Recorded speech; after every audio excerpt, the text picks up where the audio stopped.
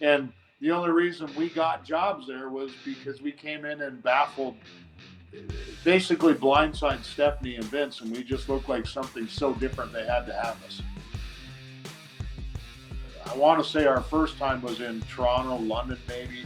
I have a vivid imagination, or I can't remember everything exactly. Time frame, it just pops up once in a while. I'll remember, but we did do a lot of tryouts, and it was almost like we were going every other week, and pulling in the $500 every 2 weeks for being there Monday and Tuesday, and finally it would have been about a year, and we finally asked, can we get jobs? And they basically John Laurinaitis, he basically crushed us and said we'd never have jobs there. He was that blunt about it. Yeah, pretty much. Yeah. He says, I could take any guys in OVW and put them in kilts and, call them the Highlanders. He goes, what makes you different? And that's where the Highlanders evolved, just out of that conversation of what makes you different. And that's where, we were just, I had short hair. I looked like every other guy on the Indies with a decent physique, with the gas at about 240. And Rory looked huge. He was about 260. And, but no big beards or nothing fancy to make us stand out in a crowd, Yeah. And when they told us we wouldn't get jobs, we actually drove about 2 or 3 hours the wrong way on the highway before I realized that we were going the wrong way. Wow. All of a sudden, we're almost in Providence, Rhode Island.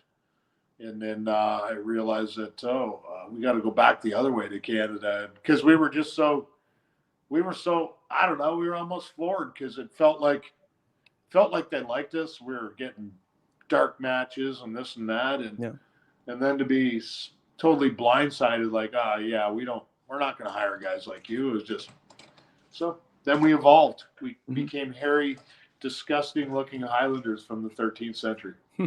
See, I can kind of relate to that a little bit, because in the tryouts that I had around 2010, I think you had maybe just left maybe a year prior to that, but I had a confrontation with John Laurinaitis similar to that, and it paints a picture to me of him being someone who, he probably gets a lot of people coming up to him asking him for jobs. Every person off the Indies that can manage to get him for a minute.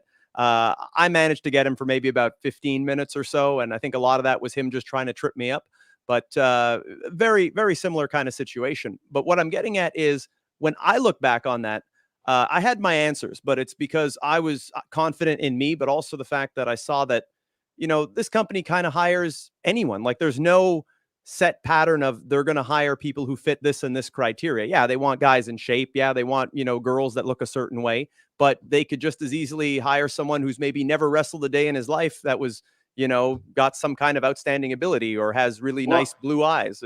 They do that, and they're going to go back to that again, supposedly. They're going to go back to just hiring guys that have no experience.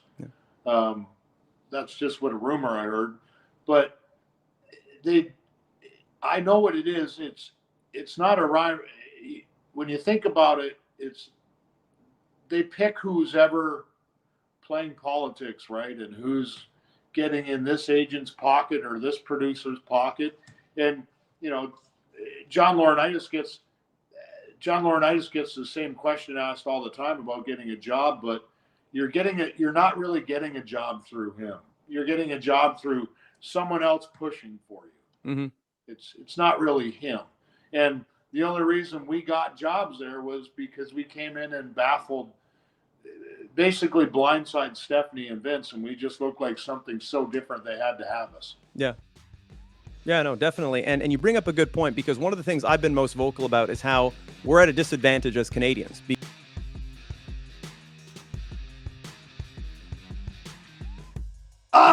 Robbie. Thanks for having me.